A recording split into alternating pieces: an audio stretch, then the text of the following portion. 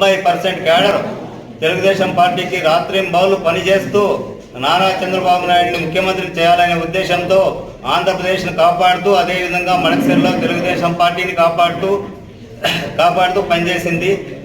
అదేవిధంగా పనిచేస్తూ ఈరోజు నువ్వు ఐవీఆర్ఎస్ సర్వే అంటున్నావు. ఐవీఆర్ఎస్ సర్వే ఏ విధంగా ఉండాలంటే, ఒక రాష్ట్రంలో ప్రజల్ని నువ్వు ఐవీఆర్ఎస్ సర్వే చేసేటప్పుడు ముఖ్యమంత్రి ఎవరు ఉండాలా, గవర్నమెంట్ యావది రావాలా అనే ఉద్దేశంతో సర్వే చేయాలా. అదేవిధంగా నువ్వు క్యాండిడేట్ని నిర్ణయించేటప్పుడు అక్కడ నువ్వు ఉన్న యూనిట్ ఇన్ఛార్జీలు అయితేనేమి మొత్తం క్యాడర్ని అడిగి వాళ్ళ సలహా మేరకు అభ్యర్థిని నిర్ణయించాలా. అదేమీ తీసుకోకుండా ఈరోజు ఐవీఆర్ఎస్ సర్వేతో అతడు సునీల్ అనే వ్యక్తి ఈరోజు పార్టీకి చెందినవాడే కాదు, అసలు పార్టీలో ఆయన క్యాడరే లేదు, అసలు ఇంతవరకు పార్టీలో పనిచేసిందే దాఖలాలే లేవు. అలాంటి వ్యక్తిని తీసుకొచ్చి ఈరోజు నువ్వు ఎమ్మెల్యే అభ్యర్థిగా ప్రకటిస్తే ఇక్కడ పనిచేసే వాళ్ళు ఎవరు లేరు. అలా జరిగితే ఖచ్చితంగా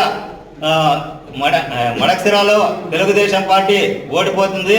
కాబట్టి మీరు దీనిపై పునరాలోచన చేసి వెంటనే పార్టీ అభ్యర్థిని మారిస్తే తప్ప ఇక్కడ తెలుగుదేశం పార్టీ గట్టెక్కే పరిస్థితి లేదు. కాబట్టి మేము అలా చేయని పక్షంలో పార్టీకి పనిచేసే ప్రసక్తే లేదు.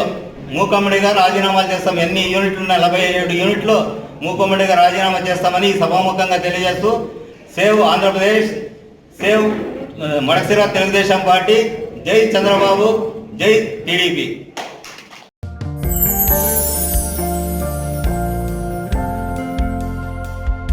లవ్ ఈ అందమైన 4 అక్షరాల బారిన పడని మనిషి ఉండరు, మనసు ఉండదు. ఈ లవ్ కొంతమంది జీవితానికి సరిపడా మధురమైన అనుభూతులను అందిస్తే, మరికొంతమందికి జీవితాంతం వెంటాడే చేదు జ్ఞాపకాలను మిగిల్చుతోంది. లైలా మజ్ను, పార్వతీ దేవదాస్ ఈ 2 కథల్లో మజ్ను లైలా ప్రేమ కోసం ఎంత పరితపించాడో విన్నాం. దేవదాస్ పార్వతీ ప్రేమ కోసం ఎంత పిచ్చోడయ్యాడో చూసాం. కానీ లైలా మజ్ను ప్రేమ కోసం ఎంత ఆరాటపడిందో మనం ఆలోచించలేదు. దేవదాసు దూరమయ్యాక పార్వతీ పరిస్థితి ఏంటో మనం అర్థం చేసుకోలేదు.